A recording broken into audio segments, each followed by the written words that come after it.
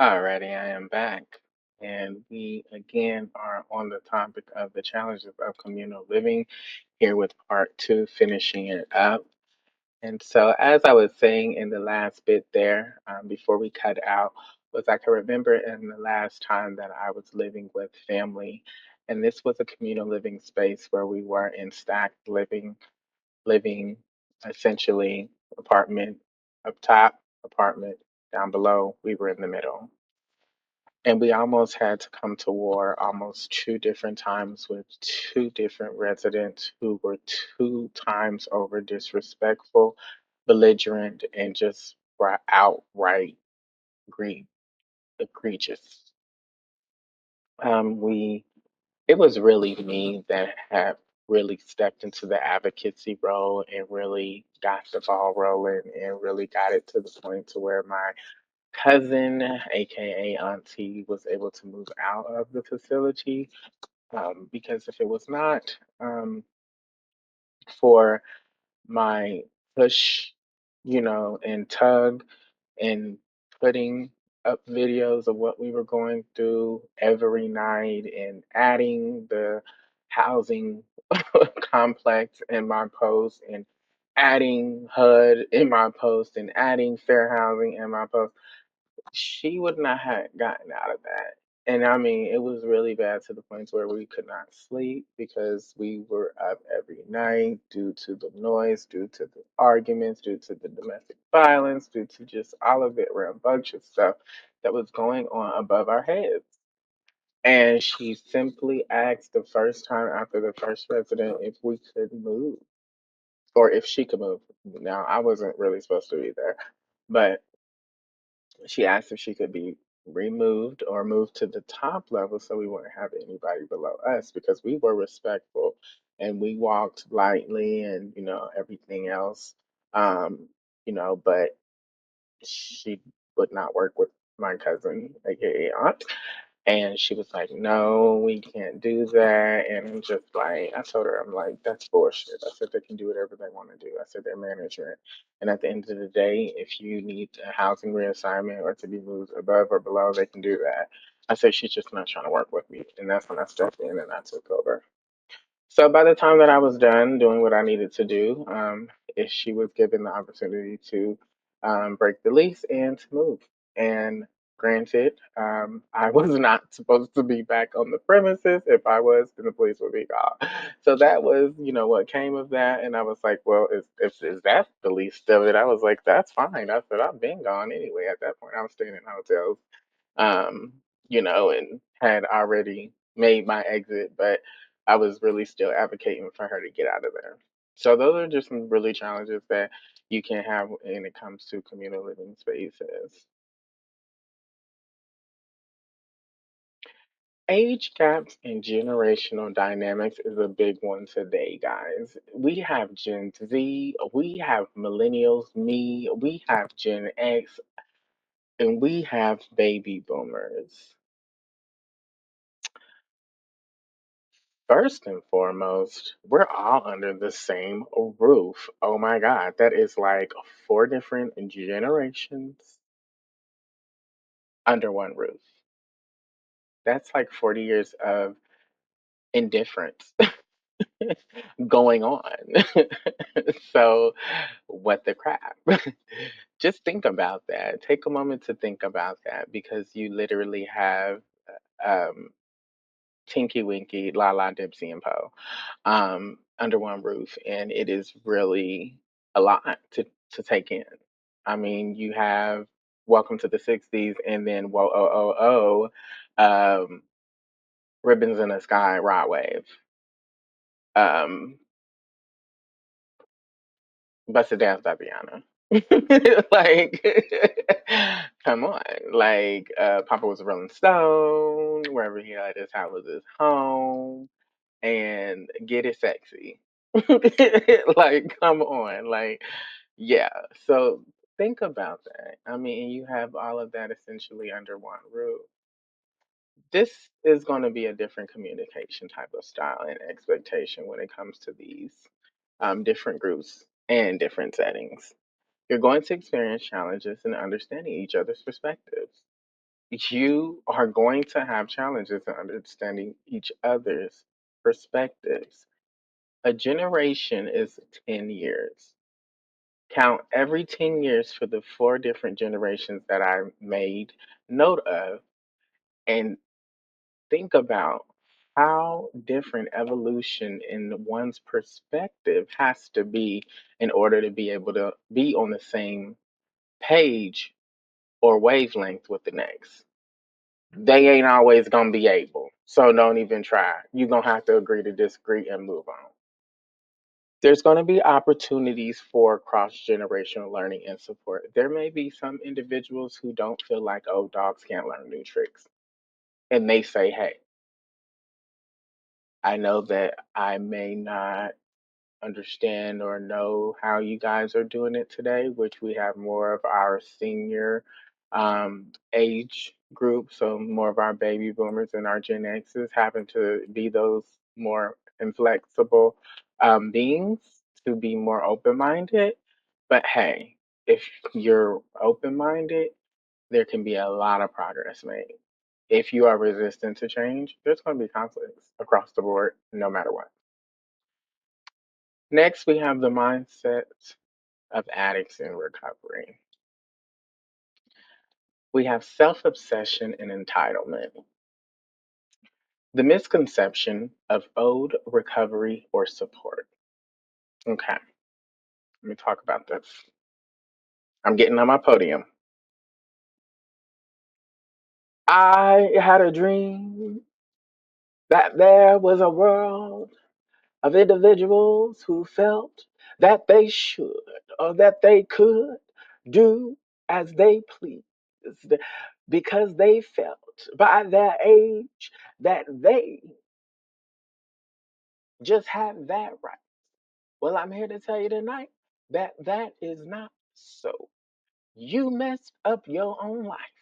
Therefore, you have to receive the care and the support of the available when it is available. Not when you feel like you need to receive it, not how you feel like you want to receive it, and not where you think you should receive it. Because, baby, based on your benefits package, it's just going to be what it's going to be.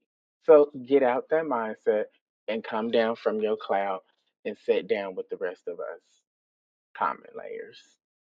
Okay? Because we together in this thing. Ain't nobody above nobody else. Because your name ain't Oprah, your name ain't Tyler Perry, your name ain't Donald Trump, and your name ain't Warren Buffett. So go sit down, come down, come down, come down, come down. The phenomenon of entitlement, privilege, and self worth among recovering addicts. Okay, as we get better, we get a sense of self pride. We get a self inflated ego, and we just think that we somehow our walk and our talk is different. That's good. You got a haircut and you look good and you smell good. I am so happy for you. That should happen because guess what? They say when you look good, you feel good. And when you feel good, you make good money.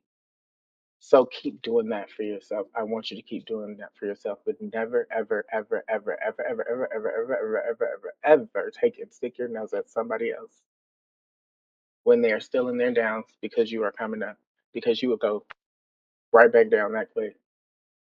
And I'm not talking about no karma. I'm talking about just the way that the universe is set up. The universe will set that ass down real quick. I had one group leader, and I remember she was telling us her story, and she was like, "I just was so big headed and just into myself, and I just thought that I was doing the damn thing and had everything going on." And I was talking to one of my clients one day, and they shared that they had ended up losing something, and I laughed and I said, "Huh? Well, you should have not done that or something." And she said, "I had just so much ego."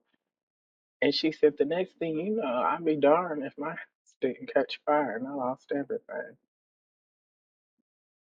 So I need you to understand that God don't play about his. He surely don't play about me. And for the children that is on his side and that know that they on his side, don't play. Because a higher power is coming for you that protects them.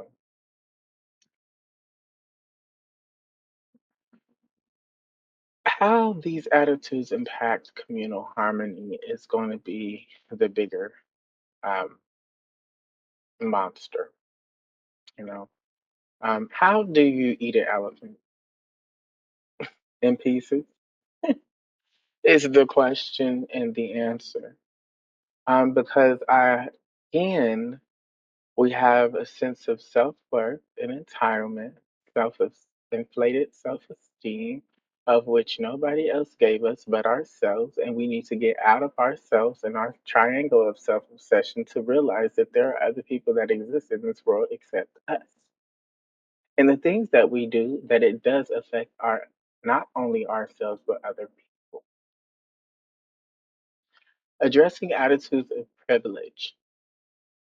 Encouraging accountability and humility is going to be the very factors of things that are going to help you to maintain stability as well as sobriety in this thing called recovery. Without it, you are going to be like Jack and Jill that went up the hill to catch a pail of water, and Jack fell down, broke his crown, and Jill came tumbling after. And it will be a reciprocal process just like that until you figure out what those mean.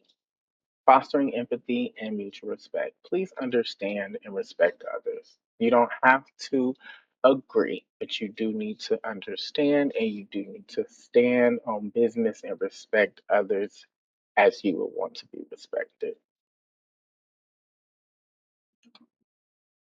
Addressing grievances and conflict resolution. We kind of talked about this and touched on this a little bit in the earlier part, but here are some practical tips for residents and house managers. If you are individual and you are leading a pasture and you are the shepherd over the flock, how about you take some time? Typically, this is a house meeting every week, and you do a suggestions box or a questions box, or you get a talking stick. We can even take it back down to the Native American shaman time, and we sit in a circle and we pass the stick, but that you will foster an open environment for open communication channels when there are conflicts and grievances in the home. Dealing with them individually is important, but also dealing with them in a group setting is more conducive because it teaches them how to openly communicate and process openly with each other rather than behind closed doors with one individual. Setting clear boundaries and expectations. If you say it, stand on it, mean it. Mean what you say and say what you mean, and don't change it up for the next individual. Because once one sees it, they're going to expect you to do it for them, and then the next thing, and it's just going to be a shit show. Regular house meetings and conflict mediation. Again, meetings are essential. If you start having meetings, do not get away from that. Do not start having meetings and then lose structure because it's messy, it's disorganized, and it even creates even more disharmony. Because again, there needs to be a structured plan for individuals who've never had it before. They're learning again how to have structure, how to listen to someone who is telling them how to live, and how to balance that out for themselves. If it's all over the place and everyone knows at this point, if they've learned about it, that the autistic type person does not like a change in their pattern, they don't like it to be switched up because it creates confusion. They thrive off of structure. Developing in a culture of respect and shared responsibility. If you don't respect yourself and you don't respect others and you don't share the responsibility, it's just going to be a shit show. It's going to be a convoluted shenanigan